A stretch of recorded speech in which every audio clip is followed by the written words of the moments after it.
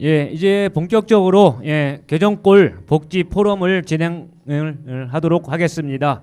예, 뭐 아시는 분은 아시겠지만은 서구에서 저희 개정동이 그 복지 수혜 부분들이 더 가장 많은 동으로 알고 있거든요. 그래서 그런 자세한 걸 대해서 개정동 복지 현황에 대해서 개정동 복지팀장님이신 이미경 팀장님께서 잠시 현황 보고를 해드리도록 하겠습니다.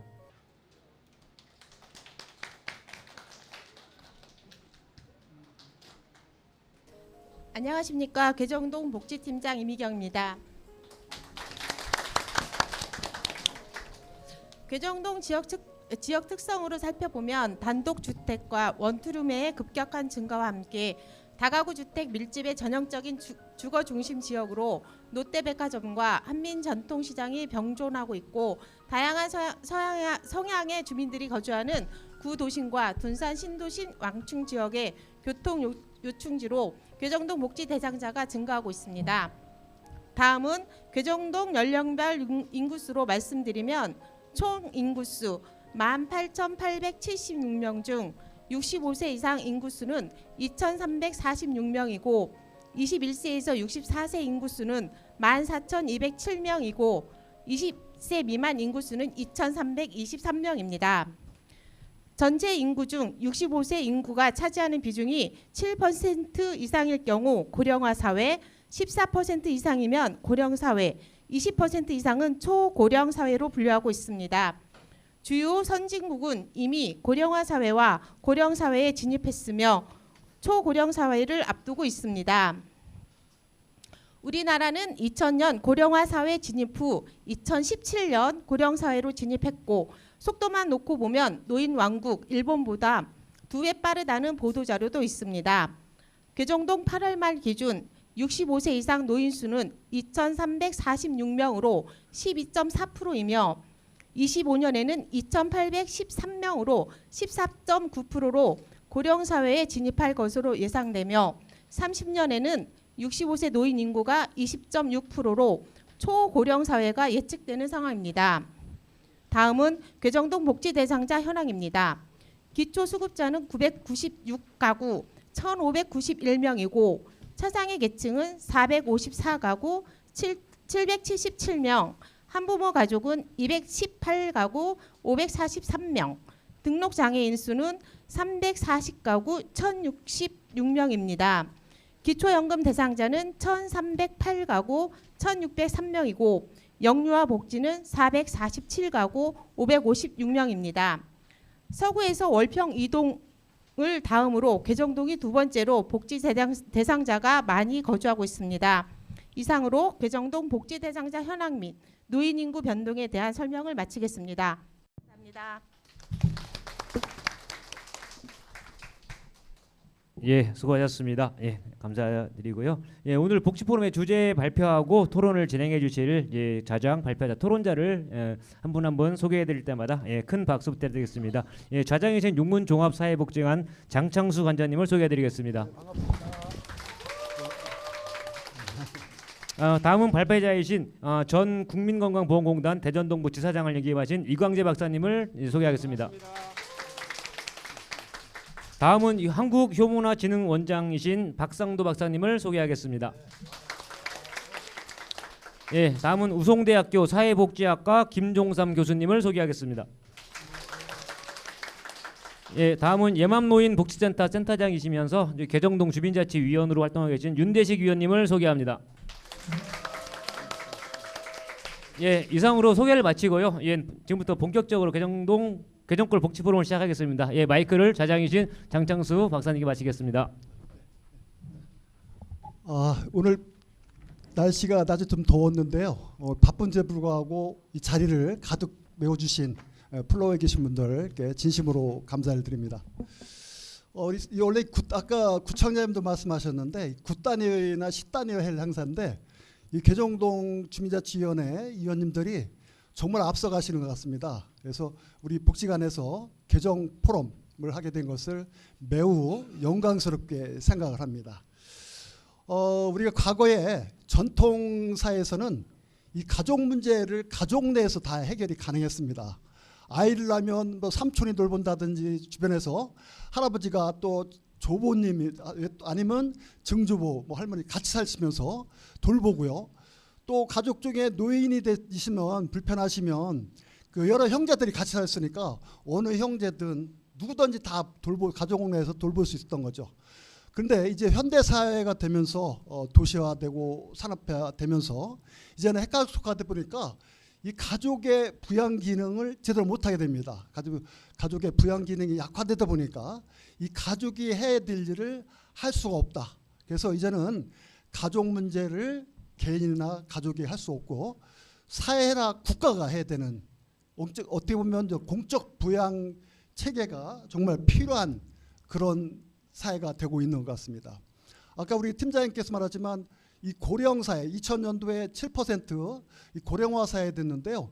이게 불과 7년 만에 그 고령 사회, 노인 인구가 14%는 고령 사회, 이 짧은 7년 만에 고령화 사회에서 고령 사회 넘어가고 그 후에 또 짧은 기간에 초고령 사회로 넘어가는 거는 전 세계에서 유례를 찾아볼 수 없습니다. 아마 일본이 우리보다 빠르다 그랬는데 최근에 이 고령화 속도는 일본보다 우리가 훨씬 빠르게 고령화 속도가 진행되고 있고요. 또 이 고령화 속도가 빠르게 진행되는 데는 이 출생률에 문제가 있습니다. 그래서 이 출생률을 보니까 오늘 이번에 통계를 보니까 0.7명이었어요. 부부가 2.2명을 낳아야 현 사회가 유지될 수 있는데 0.7명, 아마 전 세계에서 기록이 없는 초유의 사태하고 있습니다. 아마 로마가 멸망한 원인을 우리가 역사를 돌이켜보면 이 출생률이 낮아지면서 로마가 멸망한 여러 가지 기록들이 있거든요. 그래서 우리나라도 이제 정말 어렵게 일군 나라인데 이제 이렇게 인구가 계속 줄어가고 국가가 연령 고령화가 심화되면 우리 미래는 정말 어렵다. 그래서 어떻게 극복할 거냐. 이것은 우리 개정 포럼에서도 고민해야 될 문제고 또 국가에서 풀어야 될 문제입니다. 그래서 오늘 정말 중요한 건데 정말 다행스럽게 2000년도에 독일에 그 노인 요양보험이 도입됐고요. 그 이전에. 그리고 2000년도에 일본에서 그 노인 요양보험 제도가 이런 문제점을 해결해서 노인 요양보험 제도가 도입됐고요.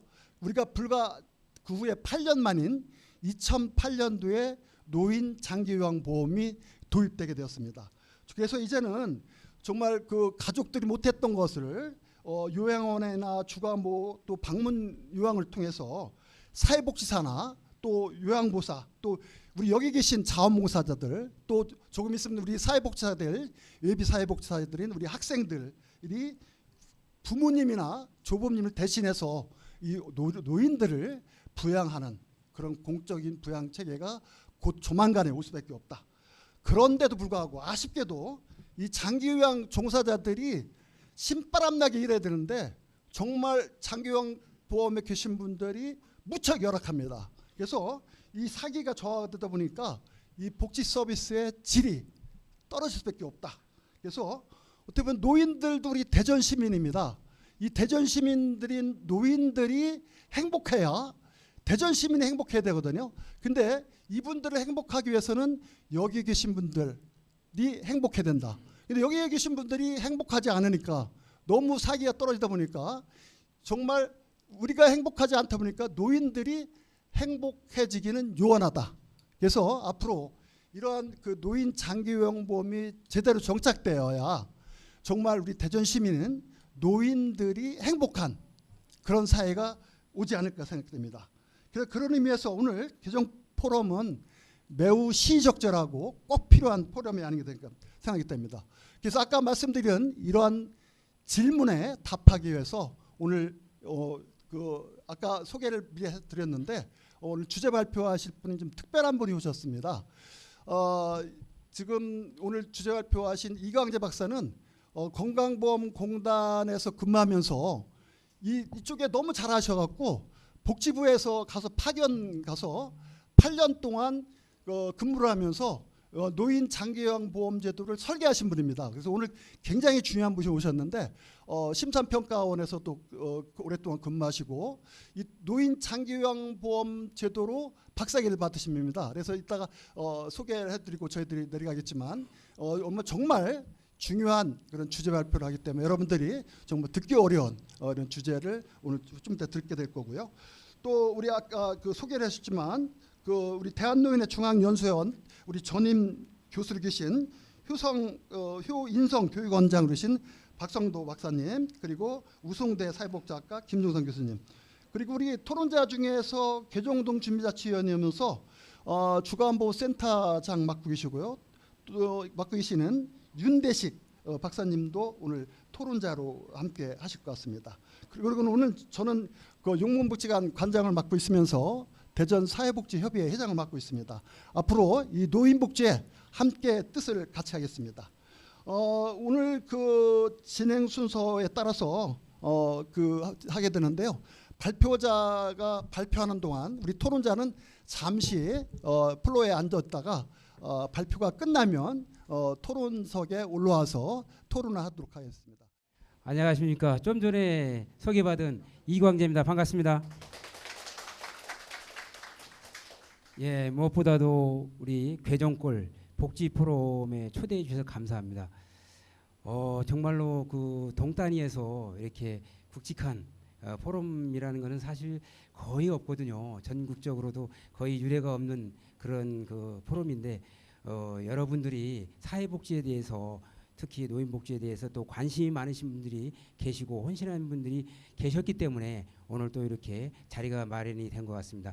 부족하지만 제가 갖고 있는 내용을 좀 발표를 드리고 또 우리 토론자 계신 분들도 아주 쟁쟁한 분들이 다 계시더라고요. 그래서 같이 토론자분들과 좋은 방안을 좀 강구할 수 있는 그런 계기가 되길 바라겠습니다. 네, 제가 한 30분 정도 발표를 드릴 거는요. 주제를 노인 복지의 삶의 질 제고인데요. 사실 삶의 질이라는 것은 노인 복지보다는 사실 노인분들의 삶의 질이라고 생각이 들어서 거기 주제 발표의 주제는 노인 복지의 삶의 질이라고 하는데 각각의 노인과 노인 복지와 이런 부분을 세부적으로 좀 세그멘테이션 해갖고 좀 설명을 좀 이렇게 어울려서 드려야 될 것 같습니다. 내가 드릴 건 없고요. 예, 조그만 선물 가져왔습니다. 네, 가져가십시오. 네네. 저의 마음입니다. 접니다. 예, 그래도 요즘 실명제니까 예, 제가 사진은 좀 옛날 겁니다. 예, 제가 원산지가 충북 옥천이고요. 예, 지금은 이제 동구 신흥동에서 예, 오랫동안 지금 살고 있습니다. 기업 경력은 우리 장상수 원장님께서 말씀해 주신 것처럼 신평원에서 한 10년 있었고요. 그 이후부터는 이제 건보공단에 쭉 근무를 하면서 보건복지부 한 8년 근무 파견을 나가서 건강보험 1차 통합, 2차 통합 제도 법령을 제가 작업을 했고요. 노인장기요양보험은 2004년 3월부터 한 4년 정도 정말로 아무것도 없는 상태에서 가서 좀 많이들 같이 고민도 하고 현장에 나서 이렇게 고민을 하면서 설계를 좀 같이 참여를 했었고요. 제가 인생 이막은 예, 건보공단이 있었기 때문에 대전 동부지사, 그다음에 순천지사의 지사장을 예금을 했고요. 저는 노인복지하고 배낭여행을 엄청 좋아합니다. 예. 요 PPT는 우리 아마 한 달 전에 TV에서 보셨을 겁니다. 뭔 사진이죠? 이게 뉴스에서도 나온 겁니다. 공캉스라고 예, 공항에서 바캉스를 즐기는 그 노인분들에 대한 사진입니다. 한참 덥잖아요, 그죠? 그러니까 노인분들이 서울 권역에 인천 권역에 있는 분들이 인천공항 영종도에 갑니다. 예, 하루 오시는 내방객이 예, 한 300명 정도 오신답니다. 저도 이제 여행을 좋아해서 공항을 자주 가게 되는데요. 정말 시설이 정말 잘 돼 있습니다. 예, 오셔갖고 요 자리 예, 좋은 자리를 차지하려고 예, 서로 예, 비행기 뜨고 내리는 게 그렇게 즐겁답니다. 예. 제가 발표드릴 내용은 목차를 설명해 드리면요. 우선 노인분들이 노인복지인데 노인분들을 과연 어떻게 개념화하는 건지, 그다음에 나이가 들어에 따라서 가령이라고 하죠. 그래서 자연스럽게 그 나이를 먹게 되는데 성공적으로 노화, 나이 먹어가는 것이 어떤 모습이 좋겠나 하는 것을 간단히 살펴보고요. 그다음에 우리나라의 노인복지 전반의 내용과 우리나라가 당면하고 있는 환경 변화 그리고 삶의 질 제고를 위해서 정부 추진한 내용을 몇 가지 설명을 드리고요. 나름대로 제고 방안을 한번 생각을 해보겠습니다. 노인인데요. 노인분들의 용어가 사실 예전부터 이렇게 개념화가 되고 있는데 영어권에서는 영어로 얘기하면 old person, aged, elderly, 뭐 senior citizen, golden age로 이렇게 명명을 하는데요. 우리나라 같은 경우는 나이 드신 분, 연세가 많으신 분으로 이렇게 일컬고 있습니다. 노인의 저희가 국제 노년학회도 이렇게 되어 있는데요. 거기 보면 노화의 과정 또는 그 결과물로서 신체, 심리, 사회적 기능이 약화되어서 자립적 생활 능력과 그다음에 환경에 대한 적응력이 약화되어 가는 사람을 노인으로 이렇게 명명을 하고 있습니다. 그러면 성공적인 노화가 어떤 것을 말하는 건가요? 크게 학문적으로 세 가지로 구분이 되는데요. 생물학적, 심리적, 그리고 사회적으로 이렇게 구분이 될 수 있겠습니다. 생물학적인 거는 일상적으로 자립할 수 있는 영역, 건강한 노화를 얘기하는 거고요. 심리적인 거는 이런 주관적으로 만족스러운 삶의 만족도를 유지할 수 있는 상태, 이러한 상태를 심리적으로 성공적인 노화라고 이렇게 우리가 말할 수 있겠고요. 사회적인 그 성공적인 노화는 여러 가지 사회 경제적으로 네트워크가 잘 유지되어 있고 또 사회 활동을 하면서 다른 분들과 같이 네트워크를 쌓아가면서 생활할 수 있는 이런 부분이 세 가지가 전부 다 갖춰졌을 때 나름은 성공적으로 나이를 먹어간다 이렇게 말할 수 있겠습니다. 여기 계신 분들 중에서 약간 연세가 계신 분인데 어떻게 성공적인 노화를 살고 계시죠? 네, 우리 박 원장님도 끄덕끄덕 하시는데요. 제가 봐도 정말로 성공적으로 노화를 되어가는 것을 준비를 하고 있는 것 같습니다. 저 또한 이제 6학년 6학년 일반입니다. 이제 그래서 이제 퇴직을 했는데요. 그동안에 했던 거를 여러 가지 이제 신체 건강하려고 노력을 하고 있고요. 그다음에 이제 사회생활을 활동을 하기 위해서 제가 최근에 아직 발표는 안 났지만 ODA 사업이라고 코이카에서 운영을 하고 있습니다. 아마도 내년 초부터는 베트남으로 1년 동안 파견 가서 어떤 사회복지에 대한 그런 봉사를 할 것 같습니다. 그것도 일종의 나름대로의 성공적인 노화의 하나의 방법이 아니겠냐 이렇게 생각이 들어서 첨언을 드립니다. 그리고 한국에서 노인 연령을 어떻게 구분이 되냐 달력상으로 지금 하고 있잖아요. 그래서 가장 보편적으로 이용하고 있고요. 그다음에 노인복지법상에, 그다음에 고령자 고용촉진법상에 이렇게 각 법에 노인의 연령을 나름대로 법에 필요한 대로 기준을 정하고 있습니다. 그다음에 최근에는 이런 달력상으로서 그 기준하는 것을 새로이 규정을 해야 된다는 그런 의견이 있습니다. 그래서 같은 55세 이상의 노인분들을 보시면 연소, 영 올드, 그다음에 미들 올드, 고령 올드 이렇게 구분을 해서 또 규정하자는 관점도 있습니다. 과연 우리나라에서 노인분들은 몇 세라고 지금 아까 우리 발표하신 분들 65세 이상의 노인분들을 몇 프로 우리 전 총인구의 몇 프로냐에 따라서 뭐 고령화, 고령, 초고령화 이렇게 구분을 유엔에서 했죠. 근데 나름은 그 예전에 오래전에 그렇게 구분했던 거고요. 지금 아마 연세 드신 분들한테 한 75세 되신 분들한테 노인이라고 하면 엄청 섭할 겁니다. 그죠? 아직도 젊은데. 그래서 각자 우리 최근에 보건복지부에서 2020년도에 노인을 몇 세로 이렇게 기준을 하는 것이 좋겠냐 서베이를 해봤는데요. 대부분 70세에서 74세. 아마 75세 전후가 노인으로 이렇게 생각을 하고 있는 것 같습니다. 물론 이제 주관적인 그런 기준이겠지만요. 제가 봐도 한 15년 남았죠. 14년 남았는데 저는 아주 마음도 그렇고 신체도 굉장히 건강하거든요. 노인이라는 소리 들으면 아마 굉장히 화날 것 같습니다. 아마 75세 전후가 주관적으로 봐서는 이렇게 노인을 기준하는 걸로 이렇게 삼지 않겠냐 생각을 하는 것 같습니다. 유엔이 발표한 그 연령 기준도요 좀 달라졌습니다. 보십시오. 18세에서 65세를 청년이랍니다. 그 다음에 66세에서 79세 중년, 미들에이지. 노년은 80세 이상입니다. 많이 달라졌죠. 그 다음에 정부에서는 몇 년 전부터 신중년이라는 그 용어를 사용하게 됐는데요. 5060 세대를 얘기합니다. 신중년. 좋은 것 같습니다. 저도 여기에 이제 해당이 되겠죠. 우리 사회에서 과연 노인분들을 바라보는 관점이 어떤가 이런 걸 살펴보면요.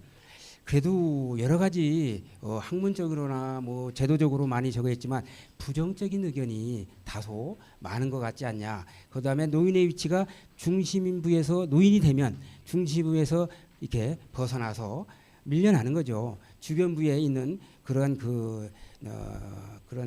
포지션이 되는 거 아니냐. 그렇게 우리 사회에서 바라보는 60세가 넘고 65세가 되면 뭔지 모르게 좀 이렇게 밀려가는 그런 생각이 좀 많이들 드는 것 같고요. 저 역시도 조금 그런 생각이 좀 들기 시작합니다.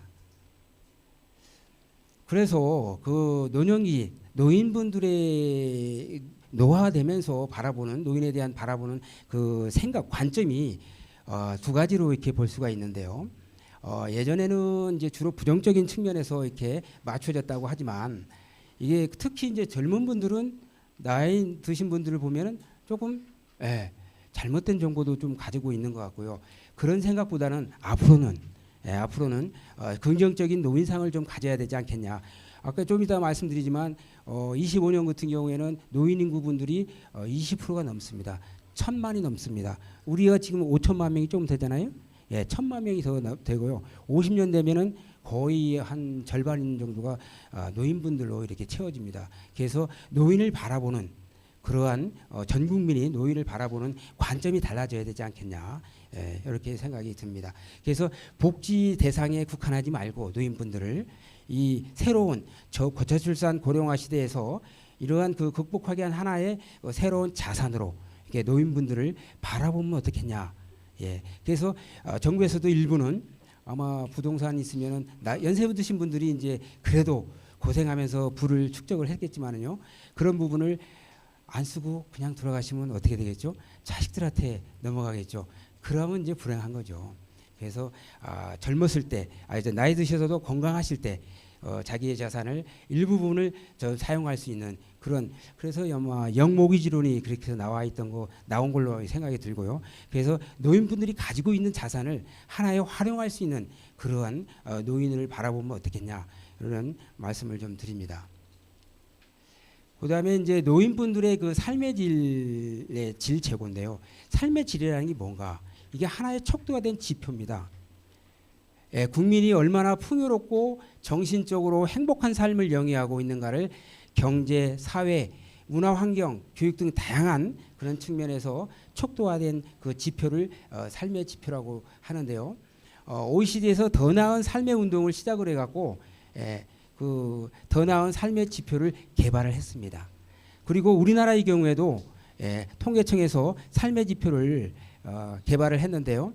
물질적인 거와 비물질적인 걸로 이렇게 구분을 했습니다. 그래서 그 실제 지표를 가지고 서베이를 해봤는데 개선이 된 부분은 상대적인 빈곤율, 그다음에 여가 시간, 사회적 고립도는 조금 개선됐다고 이렇게 통계청에서 조사가 됐고요. 악화가 됐다는 것은 고용률, 자살률, 그다음에 삶의 만족도, 독거노인 비율 부분에서는 악화가 됐다 이렇게 봅니다. 우리 흔히 신문지상에 저희들이 보잖아요. 노인분들이 우리나라의 가장 1위가 뭐냐? 노인의 빈곤율, 그다음에 자살률. 그거를 얘기하는데 참 부정적인 바람직하지 않는 그런 그 신문지상에 많이 나오는데 사실 현재 상태가 그런 거고요. 그래서 그런 부분을 최소화시키고 더 나은 삶을 제공하는 것이 국가와 사회와 그다음에 지역사회에서 같이 힘써야 되지 않겠냐. 그래서 오늘도 그러한 측면에서 이렇게 같이 고민을 하는 그런 자리가 마련이 됐다고 생각합니다. 그러면 이제 우리나라의 노인 복지 제도에 대해서 한번 개괄적으로 한번 설명을 좀 드려보겠습니다. 노인 복지, 예, 이게 이제 어떻게 그 개념화 되느냐에 따라 좀 달라지겠지만은요. 노인들이 인간답게 살도록 사회적인 도와주는 사회적 노력이라고 이렇게 포괄적으로 말씀을 드릴 수가 있겠고요. 우리나라의 노인복지 발달사는요, 예, 우리 해방 이후부터 구호 사업으로 이루어졌습니다. 예, 정말 어려운 분들을 대상으로 해서 구휼 또 도와주는 그런 측면에서 쭉 발달이 되다가요. 1980년대에 노인복지법, 81년도에 노인법이 제정이 되면서 그때부터 노인복지제도가 제도적으로 이렇게 확립이 되기 시작했고요.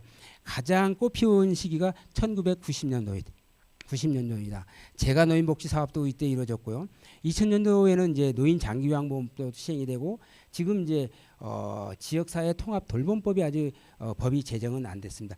이 작년에부터 계속 그걸 만들려고 했고요. 이따가 설명드리겠지만 선도 사업을 지자체 16개 지자체를 또 복지부에서 한 3년 정도 했는데 그게 어떻든 안착이 안 됐고 그래서 금년 7월부터는 또 다른 사업으로 다시 변모를 해서 시작을 2년 6개월 동안 또 시행을 합니다.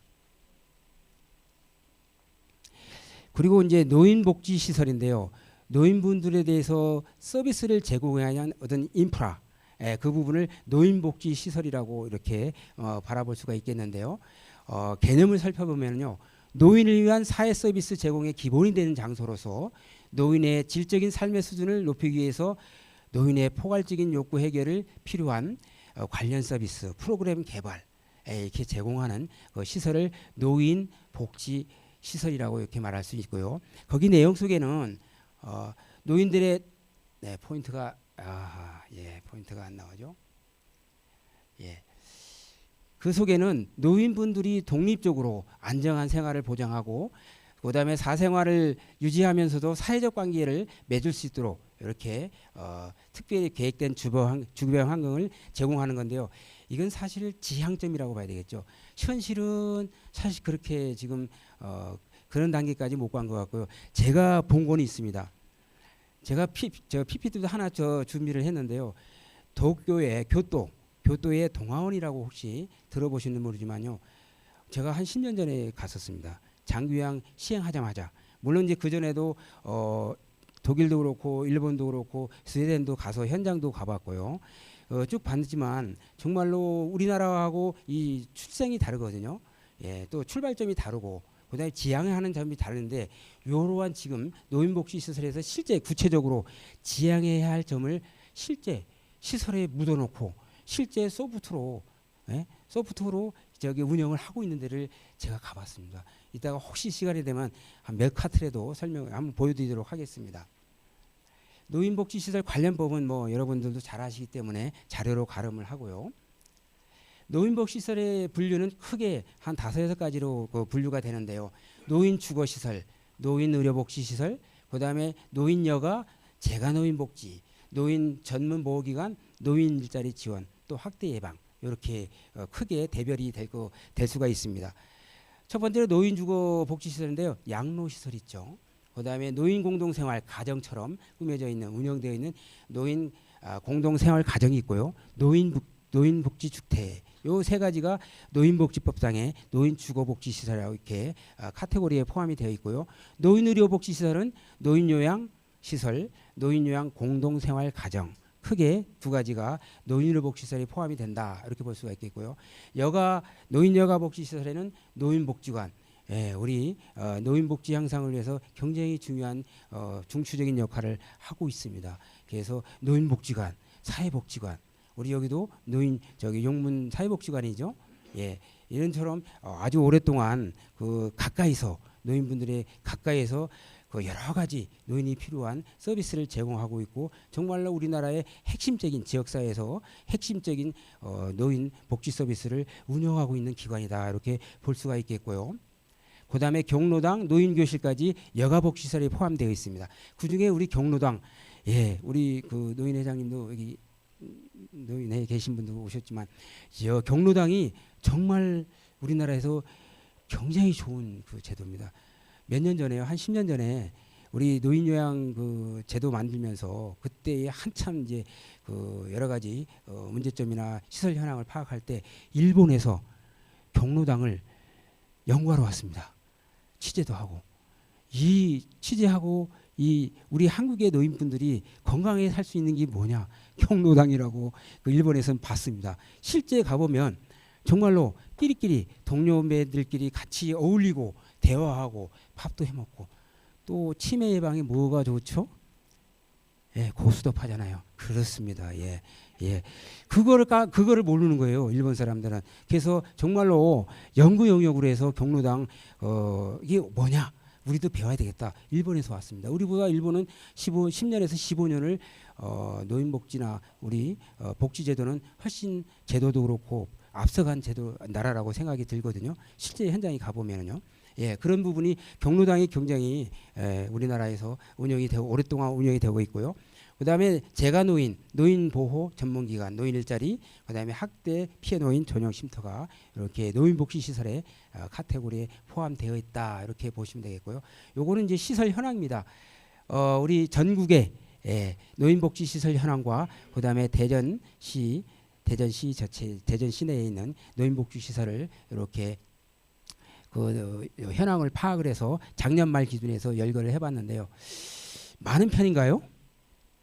노인분들에 비해서 그래도 또 구별로 좀 다른 것 같습니다.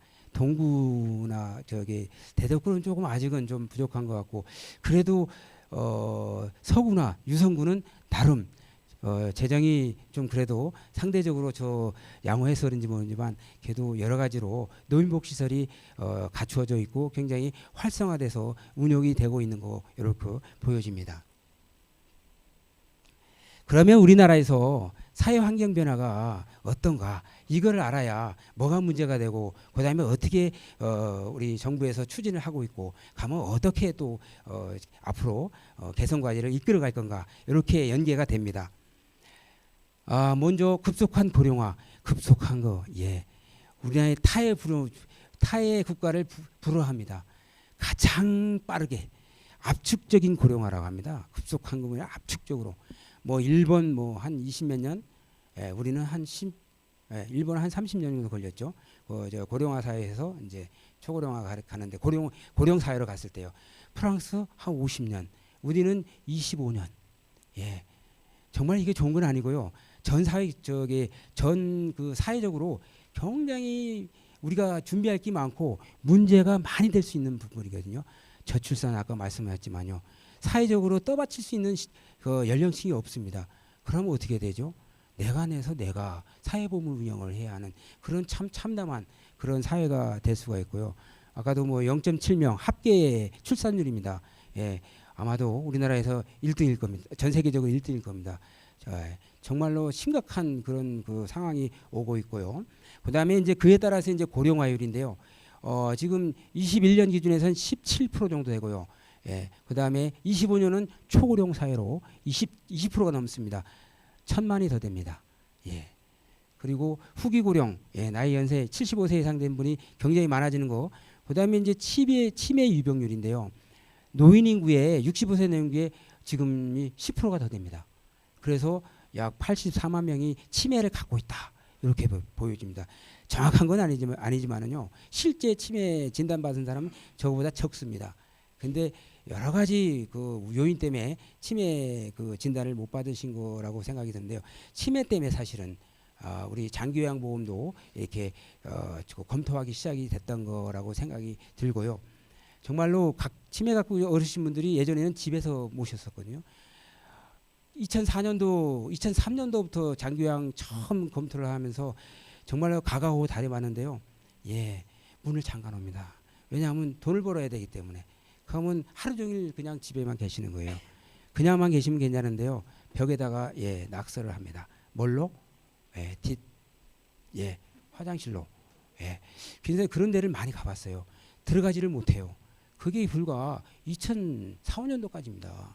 장기요양 들어오면서 그나마 그래도 누군가는 가족이 못하는 거를 사회에서 국가에서 이렇게 물론 이제 돈은 사회보험 방식에서 내야 되겠지만요.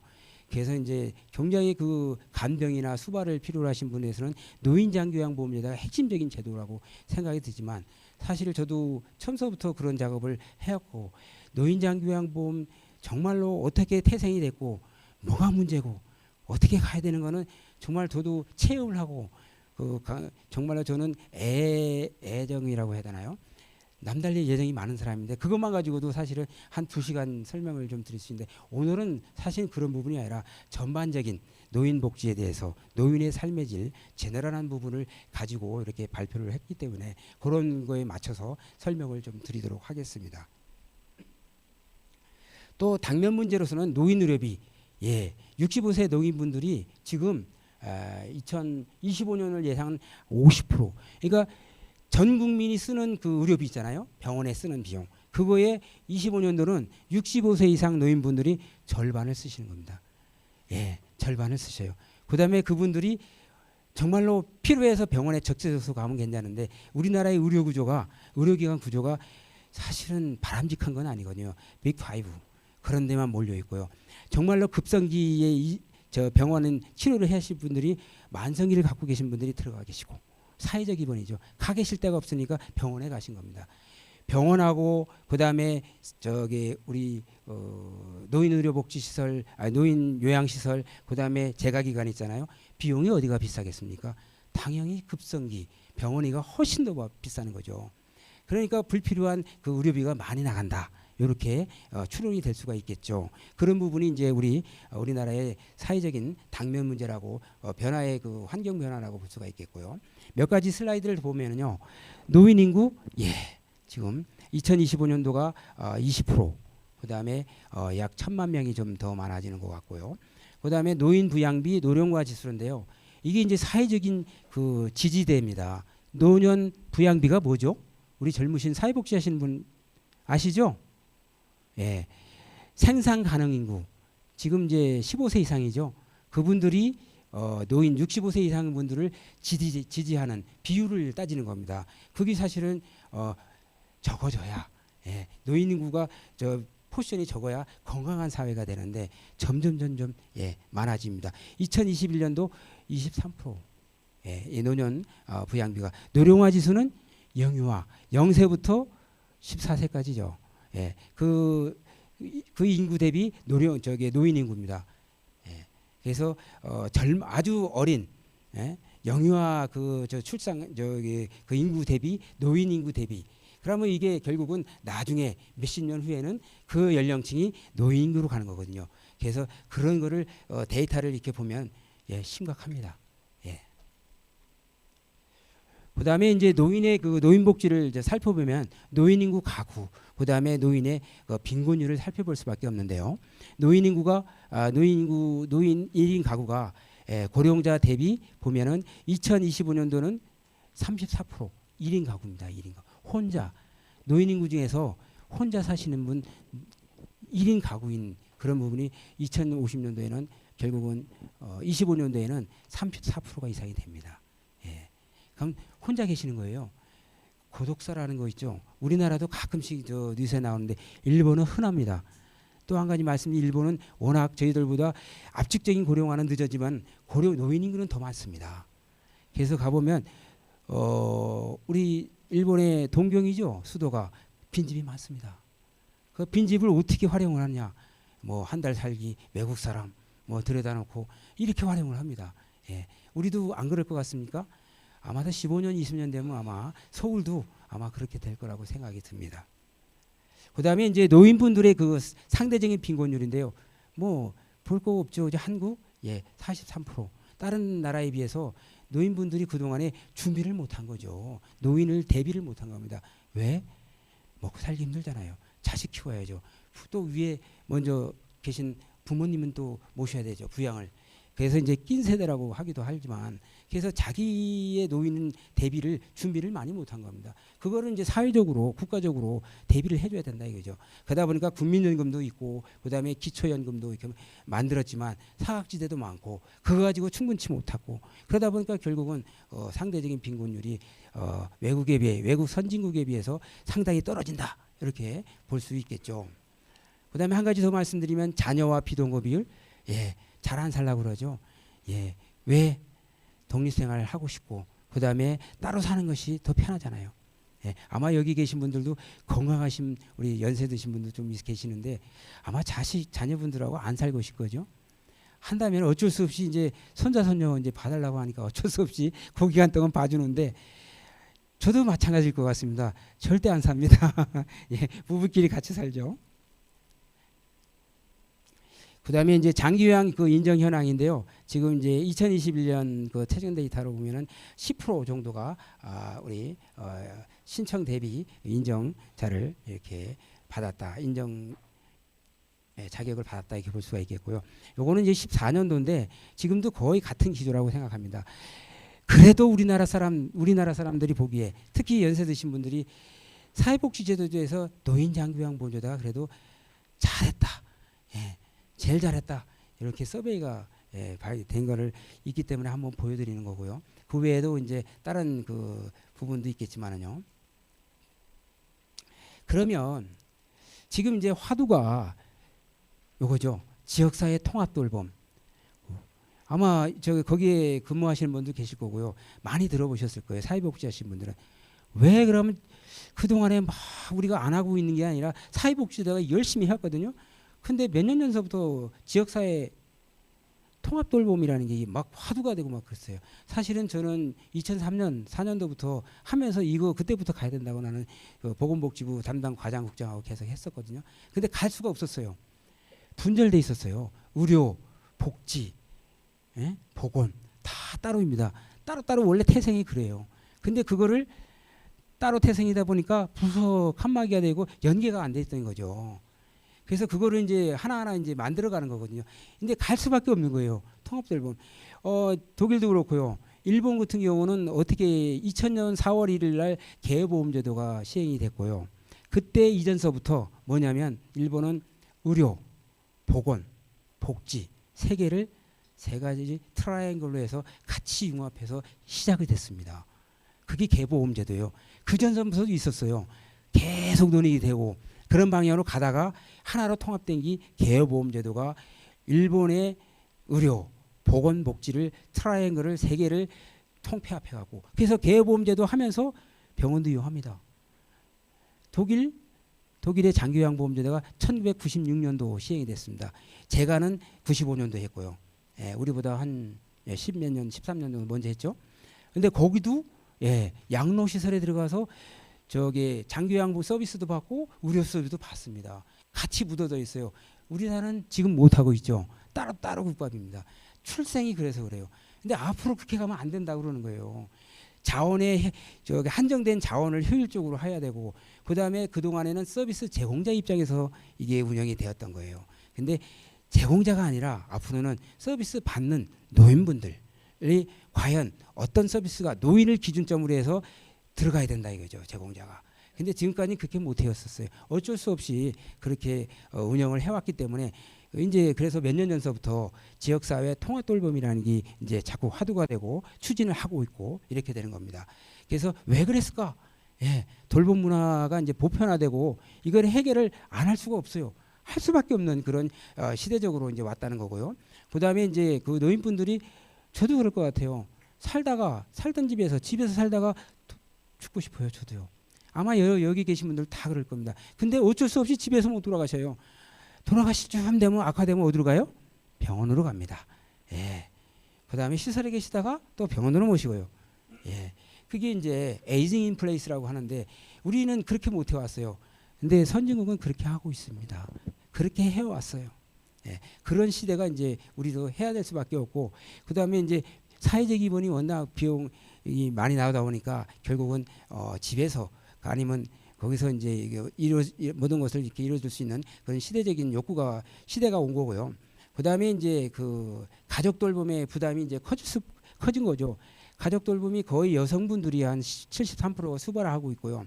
그다음에 그게 어려워서 물론 지금 장기요양보험제도가 시행이 돼 있지만 다 충족할 수가 없죠. 같이 부부 자살, 그다음에 간병인들의 자살, 우리 가족이 그런 부분이 아직도 가끔씩 일어납니다. 그죠? 최근에도 저 TV에 이슈가 됐었고요. 이런 부분이 그냥 둬서는 안 된다. 뭔가는 제대로 이루어지지 않고 있다. 이게 사회적인 그런 것이 이슈가 되는 거고요. 그다음에 좀 전에 말씀드린 사람 중심의 통합적인 케어가 필요하다는 것이 이제 필요한 거고요. 그다음에 이제 재원이 한정이 돼 있으니까 한정된 재원 가지고 이거를 효과적으로 자원의 배분배가 이루어져야 된다. 이런 취지에서 지역사회 통합 돌봄을 해야 한다고 해서 한 3년 전서부터 보건복지부에서 지자체 중심으로 해서 처음에 12개, 그다음에 16개의 지자체 중심에서 지역사회 통합 돌봄 커뮤니티 케어를 하게 됐던 겁니다. 선도 사업이죠. 그래서 노인, 장애인, 뭐 그다음에 또 정신질환자 대상으로 했는데 거의 노인 대상으로 해서 선도 사업을 한 3년을 했습니다. 1년, 2년, 3년 하다가 결국은 이것도 이게 여러 가지로 여건이 저가다 보니까 잘 안 됐습니다. 그래서 이거를 갈아탄다고 봐야 되나요? 보건복지부에서 노인에 대해서 노인 의료 돌봄 통합 지원으로 바꿨습니다. 시범 사업을 금년 7월부터 시행을 했습니다. 다행히 대전에도 어디죠? 대덕구하고 유성구.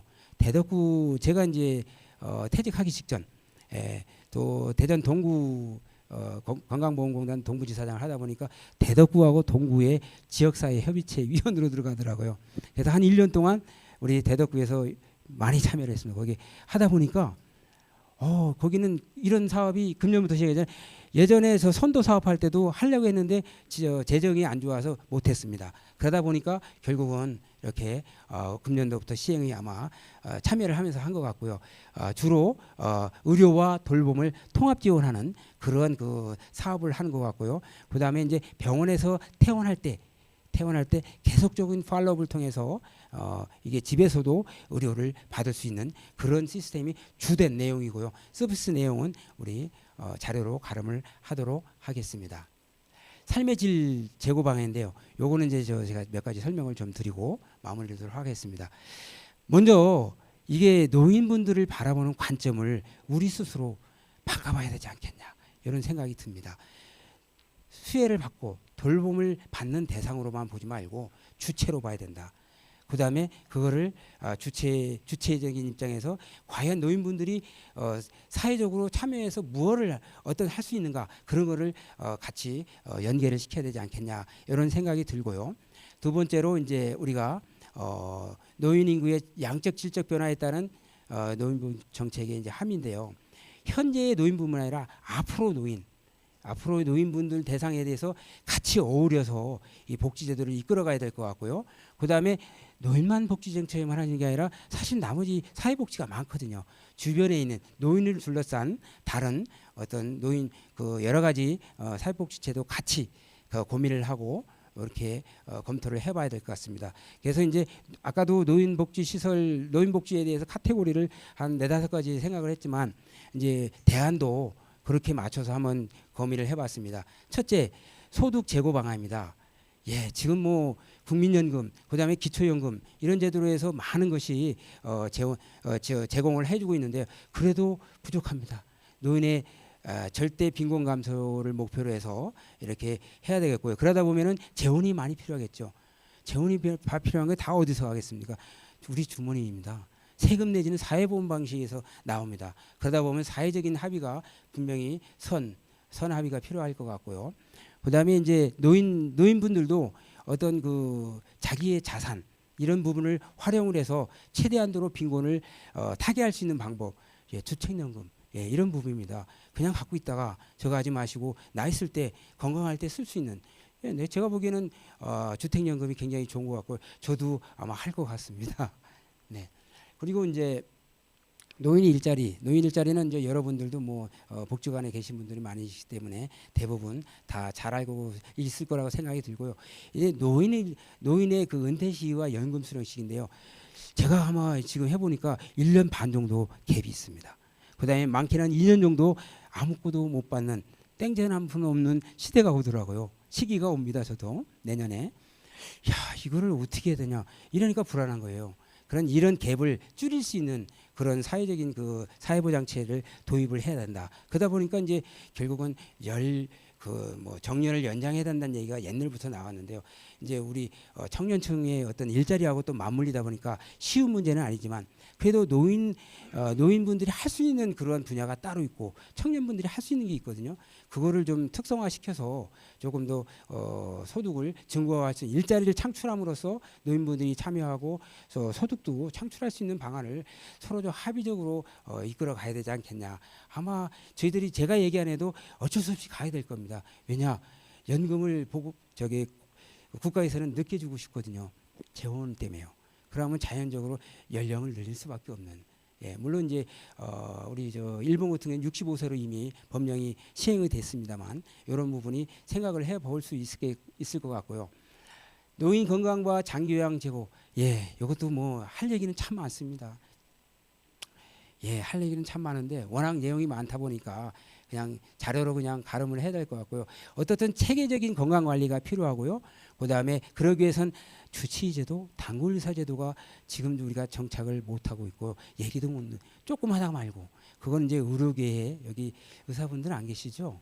예, 간호사분들도 계시겠지만 예, 우리나라가 참 엮기가 같이 저기 양보를 하는 게 사실 어려운 각계각층에 예, 계신 분들이 자기 목소리가 이제 내고 있다 보니까 결국은 하나의 그런 사회보장제도를 운영할 수 있는 이미 있는 제도를 이렇게 좀 이렇게 탄력적으로 바꾸기가 정말로 어렵더라고요. 저도 한 8년 정도 정책제도를 실제 보건복지부에서 우리 과장이나 부장이나 자리에서 직접 해봤는데요. 예, 정말로 이게 협의하고 그다음에 바꿔가는 게 예, 우리나라는 참 어렵다는 것을 예, 체험을 좀 해봤고요. 특히 요인 장기요양보험이 예, 이게 노인분들도 스스로 가족분들도 그렇고요.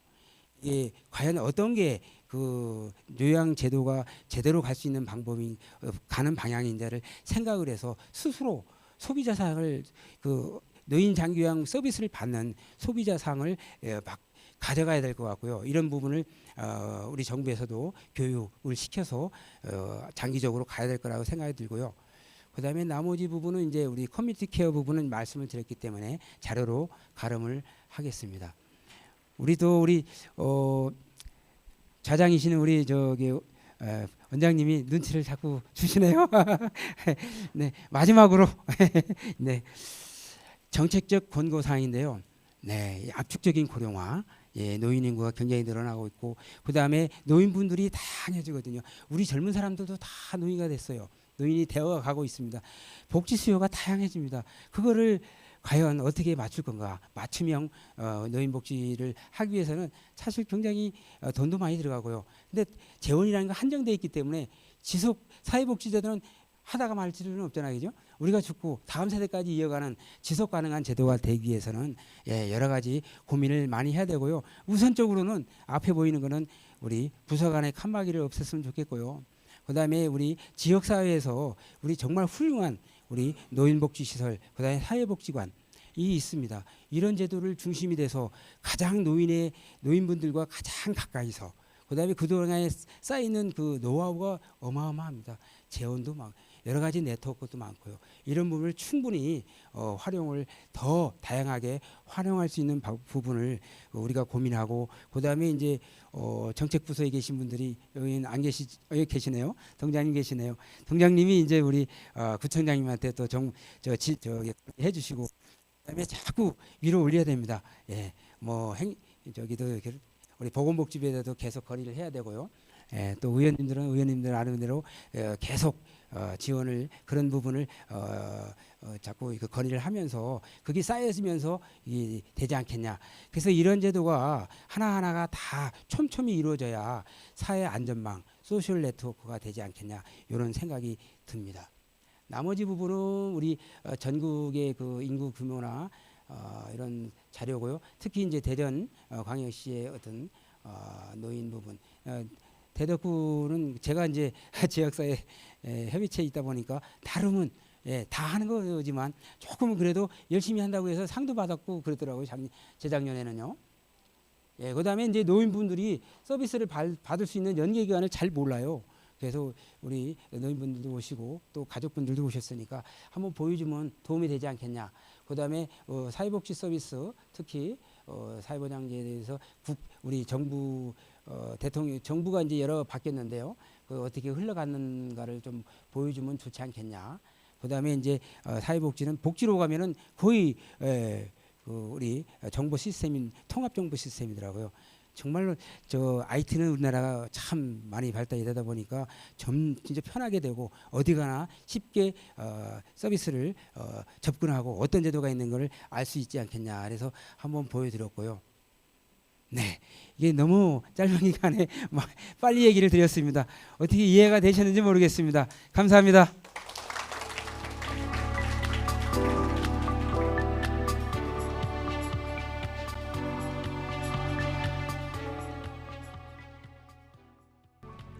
오늘 아주 중요한 주제로 충분한 시간을 못 드렸는데요. 짧은 시간이지만 이 건강 보장 또 소득 보장, 여가 보장까지 아주 폭넓게 정책 제안까지 이렇게 발표해 주신 우리 이광재 박사님께 다시 한번 감사하다고 인사를 드립니다.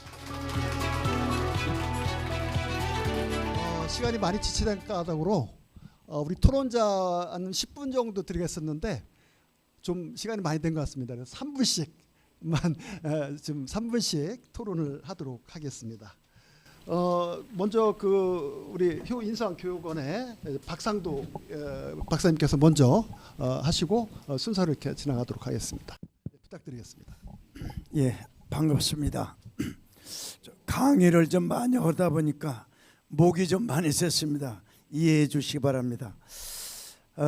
사실 개정동에 있는 그런 그 참 동에서 개정골 이런 복지 포럼, 전 전국의 중앙공무원교육원만 제가 강의 다니는데 처음 왔는데 진짜 동장님하고 너무 의원님들하고 박수 한번 쳐주세요. 개정골 이런 동사무소에서 우리 주민자치위원장님부터 이런 포럼을 연다는 건 우리 대한민국의 아주 서구에서 모범이 되지 않나. 내 구청장님은 말씀드리려고 하는데 왔다 가셨나?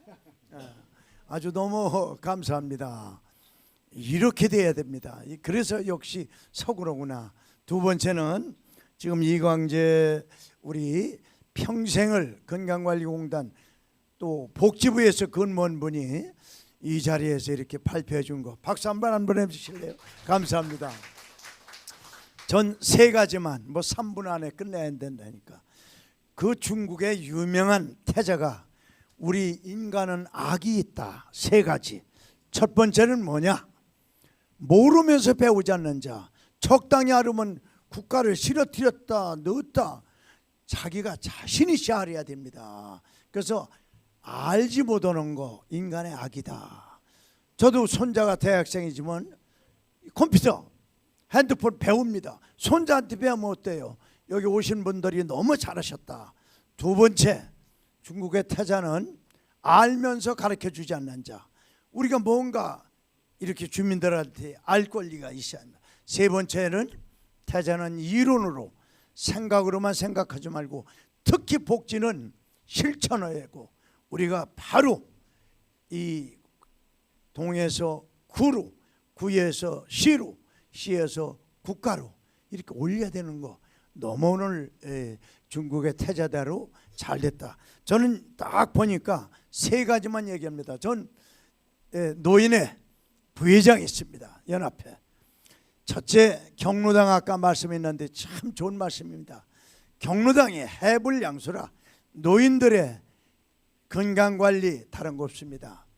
우리 노인복지전 대학에서도 노인복지 교수를 했습니다만 4대 악이 있어요. 첫째, 고독을 때 우리 신경세포는 천억 개입니다.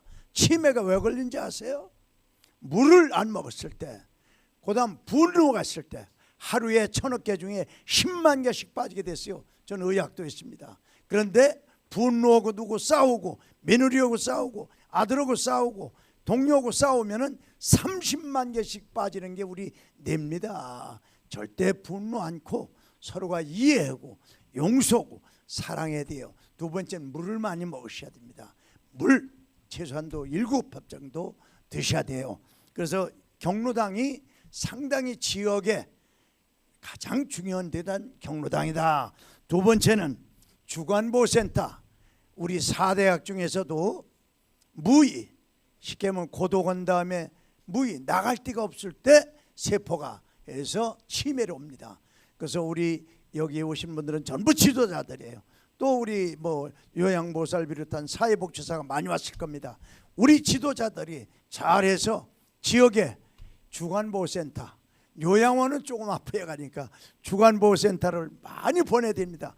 가가지고 여러 가지 건강, 또 노래, 또 춤도 추고 이렇게 노인들을 장수시키는 것은 집에서 절대 모시지 말고 주변으로 주간보호센터를 나가서 무의 나갈 데가 있어야 된다. 다만 문제점은 주간보호를 하시는 우리 원장님들은, 특히 거기서 종사하시는 분들은 프로그램을 잘 짜야 됩니다.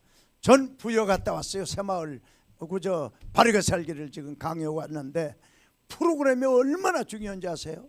우리 대학을 뭐로 사회복지합니까? 자원봉사 이런 봉사 정신 없는 사람은 복지하면 안 됩니다. 진짜 부모님 같고 형님 같고 어머니 같이 이렇게 우리가 봉사를 해야 된다고 저는 생각합니다. 그래서 프로그램을 잘 짜고 주간보호가 상당히 지역에서 큰 역할을 한다. 어린이 유치원 잘못 가면 큰일 납니다. 어른 유치원이 바로 주간보호 아닙니까? 마지막으로 하나 더 하면은 주간보호나 요양보호사, 저도 많이 중앙을 왔다 갔다 하는데 시설이 질 때 건축을 이 법률에서 잘 져서 불이 나면 많은 분들이 오갈 뛰고 그냥 참 고생하는 분들이 많이 계십니다. 그래서 법률학적으로 여러분들이 종사하는 분은 어렵지만 시설장들은 대피할 수 있는, 불이 나고 화재가 나고 지진이 나면 어떻게 노인들 올 것이냐, 그게 문제점으로 되겠습니다. 여기까지입니다. 감사합니다. 예. 인간의 네 가지, 노인이 되면 네 가지 고통이 있는데 이 네 가지 고통을 해결하기 위한 그런 방안들을 아주 짧은 시간 3분 시간 잘 맞춰서 아주 조리 있게 잘 토론해 주신 것 같습니다. 다음은 그 우리 노인복지 현장에 계신 분이고 또 그 개정동 주민자치위원이시죠. 윤대식 박사님 토론 듣도록 하겠습니다. 예.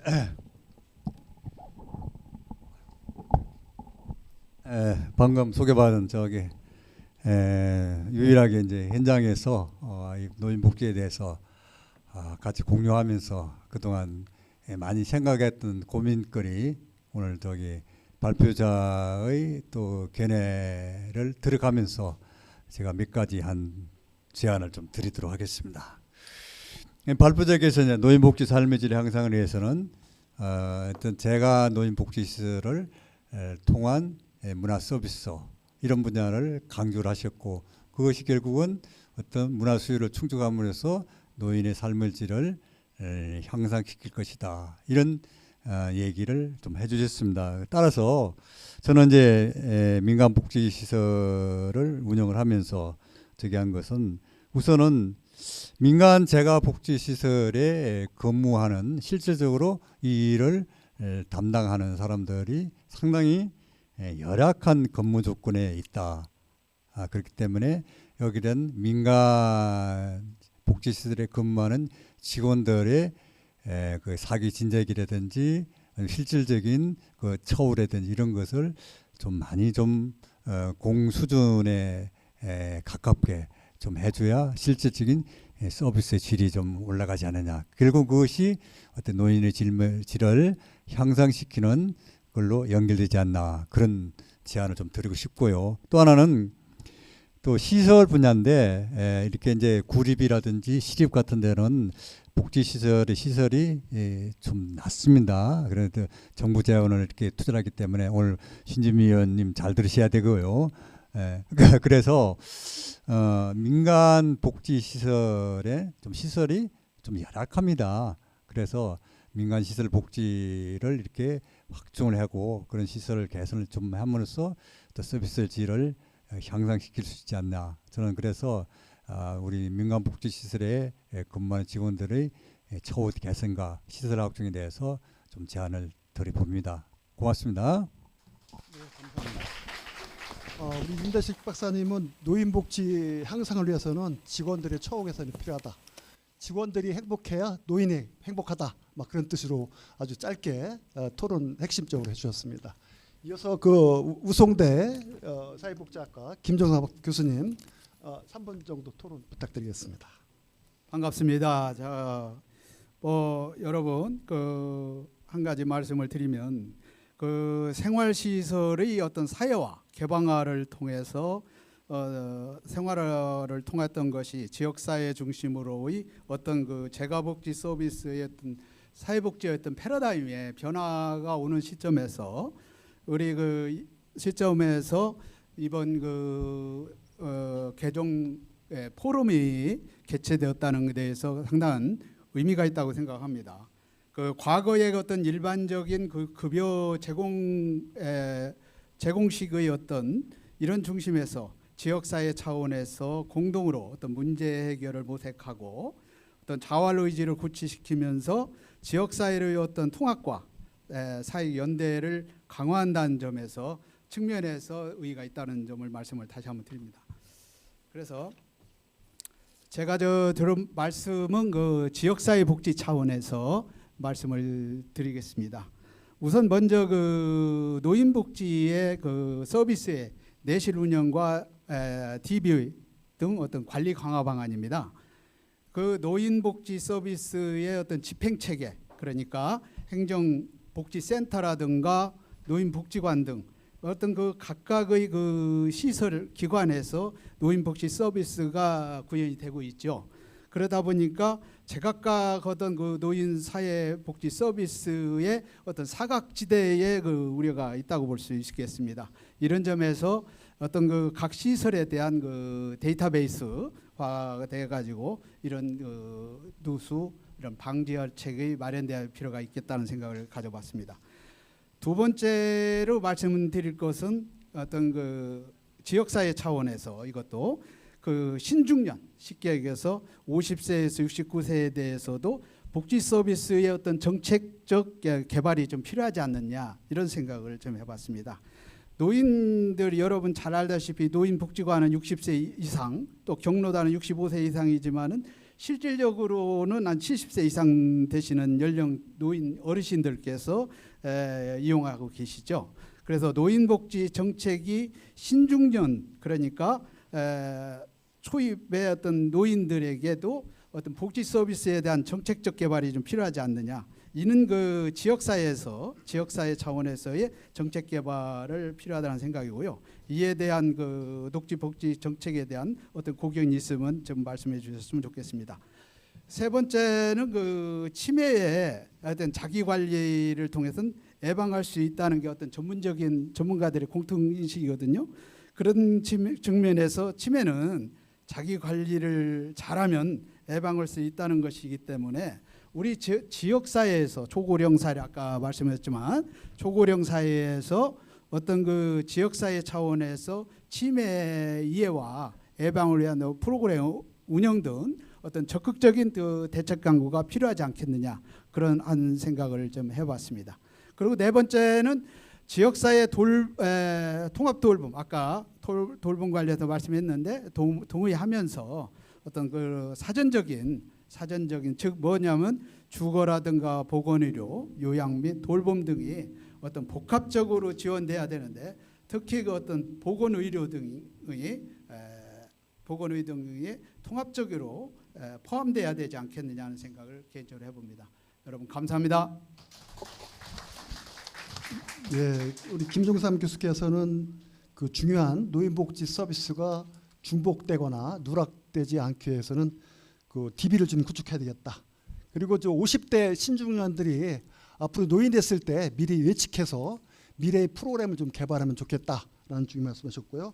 치료보다는 예방을 위한 치매 예방 프로그램이 좀 필요하다라는 의견을 주셨습니다. 토론자 의견 중요하지만 우리 플로어에 계신 분들도 굉장히 중요하거든요. 먼저 우리 토론자들 의견 한번 코멘트 짧게 듣고요. 우리 프론트에 의견이 있으면 질문을 좀 받도록 하겠습니다. 네, 제가 발표를 너무 조금 많이 쓴 것 같습니다. 죄송합니다. 예, 지금 우리 토론자분들의 토론 의견 너무 감사합니다. 소중한 의견인 것 같고요. 정말로 겸허하게 이렇게 받겠습니다.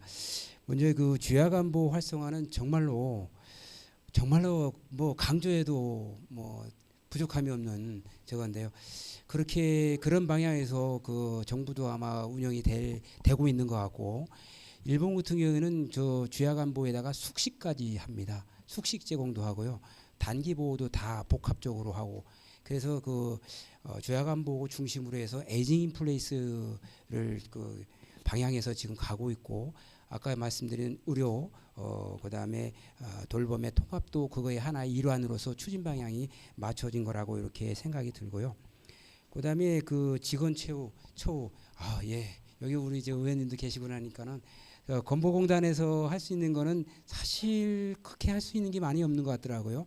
보건복지부에서 이제 같이 병행해서 이게 하지만은 일단은 사회복지시설에 대한 그 민간, 특히 민간 부분에 대해서 지원은 지자체에서도 사실 굉장히 많이 노력을 해줘야 될 것 같고, 각계각층에서 의견이 많이 수렴이 올라가고 들어가고, 건보에서도 마찬가지고요. 들어가면 역시 예, 제가 그 장교양의 그 저기 뭐라 하죠? 간사를 했었습니다. 발전위원회. 거기 보니까는 한두 번 얘기하고는 안 보지도 않습니다. 정말로 자꾸 반복적으로 올라가면 채택이 됩니다. 또 봐줄 수밖에 없습니다. 그러면서 하나씩 더 이렇게 그 개선이 되지 않을까 생각이 들고요. 그 다음에 이제 마지막으로 우리 치매 예방은 우리 지역사회에서 정말로 복지관에서 많은 훌륭한 그런 프로그램이 지금 운영이 되고 있는 것 같고요. 우리 노인복지관 데이터베이스는 우리 자장 원장님께서 아마 말씀해 주시면 더 좋은 생각인 것 같고요. 이게 그 친중년, 예, 앞으로 예비 노인에 대한 그 프로그램인데요. 저는 이제 61인데요. 저도 막 하자마자 졸업하자마자 뭘 배우려고 갔었어요, 복지관에. 요즘 난타하고 요리를 배우고 있거든요. 아무도 없습니다. 제가 제일 쪽말이에요. 그래서 들어가야 되나 말아야 되나. 남자들은 저하고 한 사람 또 누구 왔더라고요. 왜 이렇게 남자들이 이렇게 자신이 없지, 왜 안 오지? 우리 여기 계신 분들은 뭐 저기 용기 가지고 저처럼 저 1년 돼갑니다. 난타 열심히 하고 있고요. 그 아마 저기 어디 가서 그 시범 데모스트레이션도 할 것 같습니다. 이런 부분이 좀 필요하지 않을까 이렇게 생각입니다. 예, 이상입니다. 감사합니다. 시간이 좀 많이 지체됐지만 아마 그 플로어에서 궁금한 내용도 좀 있을 것 같고요. 건의사항도 좀 있을 것 같습니다. 우리 학생도 있고 교정동 주민자치위원, 그리고 또 시설에서 운영하시는 분들 계시는데요. 한번 질문 좀 하실 분 손 들어주시기 바랍니다. 네, 저 뒤에 질문 마이크 좀 부탁드립니다. 안녕하세요. 주간보호센터에서 근무하고 있는 사회복지사입니다. 저기 발표하신 이광재님 발표자님한테 그 질문이 있는데요. 제가 처음에 이제 이 사회복지 업무에 근무를 하게 될 때는 어르신한테 단순하게 섬김과 이제 뭐 지원만 하면 되는 줄 알았는데, 하다 보니까 뭐 갑작스러운 뭐 현지 조사라든가 또는 뭐 평가라든가 이런 서류적인 경무에 시달리다 보니까 케어에 집중하기가 굉장히 힘든데요. 실제적으로 어르신들의 삶의 질을 제고하기 위해서는, 올리기 위해서는, 향상시키기 위해서는 실제 상황을 반영한 현장 실사가 좀 필요하지 않을까 하는 생각이 드는데요. 발표자님께서는 어떻게 생각하는지 궁금합니다. 네. 질문 한두 분 더 받고 할게요. 네, 질문 더 추가로 하실 분 한 분만 더 받고 같이 한 번에 답변 드리겠습니다. 네, 혹시 더 질문 없으신가요? 네, 우리 이 위원장님. 예, 개정동 주민자치회장 배숙규입니다.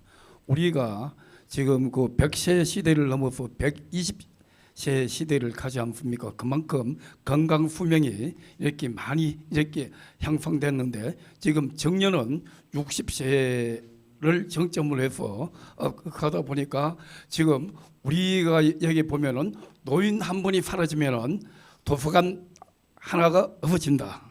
그만큼 여기에 사회생활을 30-40년 하며 산 그런 경력이 중요하지 않습니까? 그러면 퇴직을 하고, 지금 저희 주위 분들도 보면 퇴직을 하고 산에 간다, 어디 논다, 시간이 많이 있다, 이런 분들 이해해 가지고 여기 임금은 좀 적게 받더라도 촉탁 근무가 있지 않습니까? 촉탁 근무를 법제화해서 이런 분들 또 이렇게 한다면은 또 우리 그 청년의 일자리가 그렇지 않습니까? 그러면 그 청년 일자리도 물론 중요하겠지만 임금을 적게 받더라도 일을 계속적으로 하면서 그 여가생활 하면서 그 사무실을 이렇게 항상 지키려고 하니까 촉탁 근무를 법제화한 해줄 것을 우리 개정률 복지 포럼에서 제안하는 바입니다. 예, 감사합니다. 네, 감사합니다. 예. 혹시 뭐 더 질문 혹시 있으면 네. 그 우리 먼저 아까 그 센터에 계신 분, 예, 우리 이강재 박사님 네. 답변 부탁드리겠습니다. 참 죄송합니다. 우리 저기 노인장교암 시설에나 아니면 재가기관에서 근무하신 분들한테 정말 죄송하다고 저는 늘 저거예요. 왜냐하면 제가 그거를 처음부터 고민을 해왔고 또 이렇게 되면 안 된다고 또 건의도 무지하게 많이 해왔고 저는 그 장교양 보면 이건 개인적인 순수한 얘기인데요. 어디 가서도 그렇습니다. 보건복지부 과장한테도 그러고 장교양 보험제도 50% 성공백이 안 됐다고 저는 얘기합니다. 제가 고민을 해봤기 때문에요. 예, 개선할 게 너무 많고요. 그 다음에 처음에 그 장교양보험제도 만들기 전에는 정말로 순수한 자원봉사도 그렇고요. 마음이 뜨거워서 일을 했어요. 사회복지사 같은 게 특히. 근데 이게 수가 주고서 이렇게 하고 나니까 자원봉사 없어지죠. 내가 왜 해야 되고. 그 다음에 사회복지사 일은 한 3배는 늘어났을 겁니다. 그러고 이게 수가 준다고 해서 다 체크해야 된답니다. 예, 현장에서 저희들 많이 얘기를 하거든요. 올라갑니다, 복지부에. 근데 수가를 주기 때문에 하나하나의 어떤 그 페이퍼나 아니면은 뭔가 결과물이 과정이 체크가 돼야 된답니다. 없으면 안 한 거라고 인정을 해줘요. 사실은 그거보다는 사회복지는 현장은 그건 아니거든요. 내가 마음을 담아서 노인분들한테 얼마나 이렇게 따뜻하게 줄 수 있냐가 사실은 더 중요한 거거든요. 그거를 페이퍼화 시켰어요. 그래서 그런 부분이 상당히 아쉽고요. 그런 부분을 계속 강요를 앞으로 더 하게 되고 그거는 이제 장교양 기관이 워낙 제가 보기에는 그 시장화라고 하면 진짜 안 되겠지만 너무 우리 그 돈을 받는 그런 체계로 만들었기 때문에 경쟁이 너무 심하게 했어요. 어느 정도 바운데를 줘서 적당히 들어오게 해서 그 다음에 공급자도 적당히 좀 하면은 거기 내에서도 양질의 서비스가 제공할 수 있는데요. 정말로 죄송하다는 말씀을 그래서 드린 거예요. 제가 못 막아 그거를 못 하고 저도 이제 퇴직을 했지만 뭐 직원들 같이 있던 직원들이 하고 있고 해서 그런 계속 전 그 현장의 소리를 듣고 있고 건의를 하고 있습니다. 이런 부분이 저도 할 테니까요. 여기 계신 분들이 우리 관장님을 통해서나 그 다음에 주야간보 우리 저기 협회 있죠. 저는 그 협회장님들하고 자주 만나거든요. 그냥 있지 말아라. 현장의 소리 듣고 페이퍼를 만들라고 합니다. 재가기관 저기 우리 재가기관도 많잖아요. 종류별로. 그걸로 각각 하든지 시설은 시설대로 하든지 페이퍼를 해서 계속 올려다 협회를 통해서 협회의 그 저기 위원으로 들어가 있거든요. 그러면 최소 2번 3번 올라가면 의제로 만들어집니다. 계속 해야 됩니다. 어쩔 수 없어요. 얘기 안 하면 안 들어줍니다. 그거 알고 있어도 어쩔 수 없다고 그럴 겁니다. 너무 죄송스럽고요. 하여튼 그 긍정적으로 저도 그런 마음을 갖고 있고 여러분들하고 이제 뭐 마음은 가슴은 따뜻한 마음을 항상 갖고 있거든요. 그거를 다 갖고 있다는 것은 생각을 해주시고요. 계속 건의해서 제도 개선해야죠. 알겠죠? 예. 죄송합니다. 좋은 말씀, 답변 잘하셨고요. 우리 배석효 위원장님 그 아까 건의하신 내용은 제가 통감하고 있는 부분이라서 제가 좀 답변을 드리려고 합니다. 제가 여러분들 한번 일본에 가시면 우리하고 틀린 점이 하나 있을 겁니다. 한번 호텔에 가면은 젊은 사람들 일 안 해요. 사실 최저임금 받고 밤을 새워야 되는데 일본에 가면 호텔에 그 구인 광고 낼 때 뭐라고 내냐면 거기에 그 취직을 하려면 만 60세가 넘어야 돼요. 지금 우리나라 만 60세 이하만 취업하는데 일본의 호텔 같은 데 가면 만 60세가 넘어야 취업을 하는. 이 젊은 사람들 가서 사실은 그 밤새워서 일하려면은 정말 막 졸리고 그렇거든요. 근데 60세 넘어가신 분들은 호텔에 그 종사원으로 근무를 하게 되면 정말 친절해요. 넥타이 아주 빨간 예쁜 넥타이 메고 밤에 거의 안 주무시고요. 엄청 친절함을 느낄 수 있는데 우리나라도 이런 틈새 직종 젊은 사람들이 젊은 사람들과 경쟁하지 않고 젊은 사람들이 하지 않으려고 하는 게 있습니다. 분명히 젊은 분들이 또 강한 부분도 있고요. 그래서 이렇게 틈새 직종은 우리 그 노인들이 할 수 있게 이렇게 좀 그 문호를 좀 많이 개방하고 그래서 이렇게 노인 일자리를 발굴하는 노력이 필요합니다. 대전이 그 서비스 도시입니다. 그래서 여기 호텔도 좀 많고 서비스가 많은데 이 대전 같은 경우도 특히 노인들이 일할 수 있는 자리를 찾으면 얼마든지 많이 찾을 수 있다 생각이 됩니다. 오늘 시간이 좀 많이 지난 것 같습니다. 우리가 이제 오늘 의원님, 우리 의원님 끝까지 자리에 함께 하셨는데 우리 의원님, 신재미 의원님. 안녕하십니까. 저 서구의원 경제복지 부위원장 신진미 의원이고요. 오늘 제가 관심 있는 분야이고 여기 훌륭하신 분들께서 토론을 하신다고 그래서 끝까지 경청을 했고요. 제가 들으면서 이번에 사회복지사 처우 개선에 조례에 대한 개정안이 올라왔어요. 제가 관심 있는 분야라 아니 처우를 개선해 주자고 하는데 개정 내용에 아무것도 변하는 게 없는 거예요. 처우 개선 위원회를 뭐 대신한 이거 한 줄만 바꾸는 거예요. 그래서 제가 이 전국적으로 올해 안에 사회복지사 처우 개선에 조례 개정된 거 다 찾아봤고요. 그리고 상위법률 다 찾아봤고요.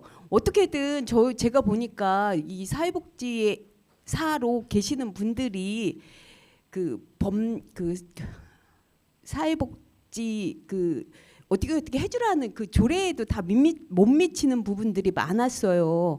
그래서 제가 어떻게 거기다 한 줄이라도 뭐를 하나 끼워서 넣어볼까 하고 엄청 많이 몇 날 며칠 그것 때문에 제일 이번 회기 중에는 그것 때문에 제일 많이 고민을 했었는데 저를 비롯해서 여기 훌륭하신 분들이 그 사회복지사라 저 아까 우리 윤대식 저기 센터장님께서 말씀하셨던 것처럼 우리 여기 계신 분들이 대부분 그 현장에 근무하시는 분들이 많은 것 같으네요. 우리가 행복해야 내가 행복해야 케어도 할 수 있는 거잖아요. 저 정말 그렇게 생각하거든요. 내가 행복해 우리 아들 딸들이 행복한 거랑 똑같다고 생각을 해요. 그래서 여러분들의 처우 개선을 위해서 뭐 어렵지만 많이 더 노력하겠습니다. 여러분들 힘내세요. 예, 우리 신진미 의원님이 역시 복지환경분과 부위원장님이라 저 사실 끝에 마이크 한번 드려서 한번 드리려 했는데 마무리할까 봐서 정말 중요한 말씀을 해주셨어요. 네, 한번 더 하시죠. 네. 시민이라고 하는 거 선배 시민이라는 말에 제가 동그라미 100개는 쳤어요.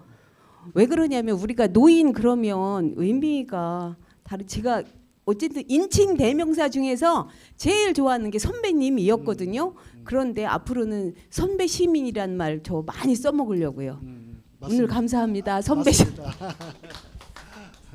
맞습니다. 명칭이 굉장히 중요합니다. 사실은. 그래서 오늘 우리 신미 부위원장님께서 말씀하셨듯이 우리 어르신들 아마 그 선배님 소리 들으면 되게 좋을 겁니다. 사실 예 앞으로 그렇게 아마 용어 쓰시면 여러분들 굉장히 그분들 좋아하시고 여러분들이 아마 기움을 받을 것 같습니다. 우리 이제 산업사의 역군들인 이 노인들이 젊었을 때 열심히 일했기 때문에 오늘날 이렇게 우리가 잘 살 수 있던 거거든요.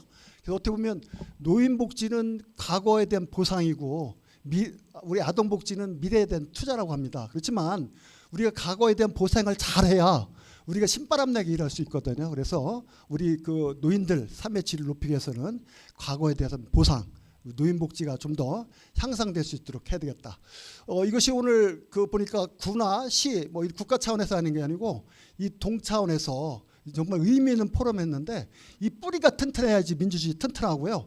이 뿌리에서 나오는 의견들이 위로 올라가야 정말 현장의 목소리를 듣는 거거든요. 그런 의미에서 오늘 이 포럼은 매우 의미 있는 그런 포럼의 자리인가 아니 생각합니다. 올여름 정말 기후변화를 위해서 폭염과 장마로 여러분들 고생 많이 하셨는데 이제는 아침 저녁으로 시원합니다. 오늘 이렇게 좋은 의견, 좋은 자리 함께 해주셔서 감사드리고요. 여기 계신 모든 분들 가정과 직장에 행운이 가득하시기를 기원하면서 오늘 포럼을 모두 마치도록 하겠습니다.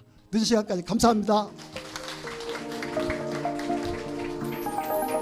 예, 늦은 시간 감사드리고요. 예, 다시 한번 그 5분의 패널분들께 큰 박수 한번 부탁드리겠습니다. 예. 예, 오늘 이렇게 해서 오늘 개정골 복지 포럼을 마치도록 하겠습니다. 예, 장시간 너무 감사드립니다. 예, 고맙습니다.